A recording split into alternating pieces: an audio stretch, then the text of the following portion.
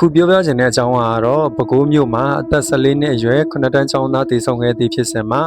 တရားခံများအားပဲခူးခရိုင်တရားရုံးမှပြစ်ဒဏ်အမိန့်များချမှတ်ခဲ့သည့်ကိစ္စကိုပြောချင်တာဖြစ်ပါတယ်။ပဲခူးမြို့တွင်မေလ20ရက်နေ့ကဖြစ်ပေါ်ခဲ့သည့်အသက်14နှစ်အရွယ်ကျောင်းသားမောင်သက်နိုင်မင်းအားမိဘများထံမှငွေညစ်လိုသဖြင့်ပြန်ပေးဆွဲမှုပြုလုပ်ခဲ့ရာကအသက်တည်ဆုံခဲ့သည့်အထိလှုပ်ဆောင်ခဲ့သူတရားခံအောင်ကျော်စောနှင့်တရားခံဟိန်းလက်ခေါ်အောင်ဟိန်းတို့အားပြစ်ဒဏ်အသီးသီးချမှတ်ခဲ့သည့်ကိစ္စများဖြစ်ပါတယ်။တရားခံအောင်ကျော်စောအားရာဇသက်ကြီးပုံမှန်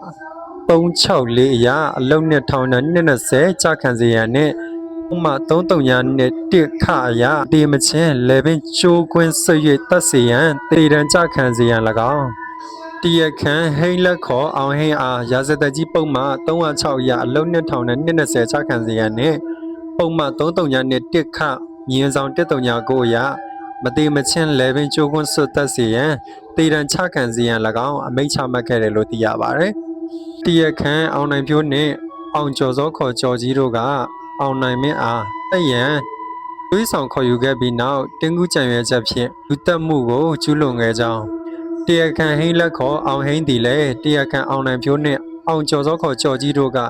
ထိုကဲ့သို့ပြစ်မှုကျူးလွန်ရာအတွင်းလှုံ့ဆော်ခြင်းအားအားပေးကူညီကျူးလွန်ခဲ့ကြောင်းသုံးသပ်တွေ့ရှိရသဖြင့်၎င်းတို့ဘောထပ်ပါပြစ်ဒဏ်များချမှတ်ခဲ့ပြီးတရားခံနိုင်အောင်ဖြိုးကတော့အမှုရင်ဆိုင်နေစဉ်ကာလအတွင်းမှာပဲဝမ်းပြက်ဝမ်းလျှော်ယောဂါနဲ့တည်ဆုံခဲ့တယ်လို့သိရတယ်။ဖြစ်စဉ်လေးမှာဆိုရင်မောင်တက်နိုင်မင်းအသက်14နှစ်လေးကမေလ20ရက်နေ့ညနေပိုင်းတငယ်ချင်းတွေနဲ့အတူတူဘောလုံးဆော့နေတဲ့အချိန်မှာအောင်ဖြိုးကမဟာစေတီဘုရားနာဤဟိုနှိုက်တော်ထဲမှာဘောလုံးအကောင့်တစ်လုံးရှိတယ်ဟုလိန်ကပေါ်ဆောင်သွားခဲ့တာအစင်းဆယ်နီးမျက်နှာကိုပီနအိတ်ဖြစ်စွတ်ကခြေလက်လေပင်တို့ကိုကျိုးတွေနဲ့ချီနှောင်တုပ်ထိုးနှက်ကန်ခဲ့ပြီးတော့ကလေးလေးမောင်တက်နိုင်မင်းကတည်ဆုံခဲ့တာဖြစ်ပါတယ်ဒီအမှုနဲ့ပတ်သက်ပြီးတော့အခုလိုမျိုးဒီလူသက်သမား3ယောက်လုံးကိုထောင်ဒဏ်20အပြင်မှာ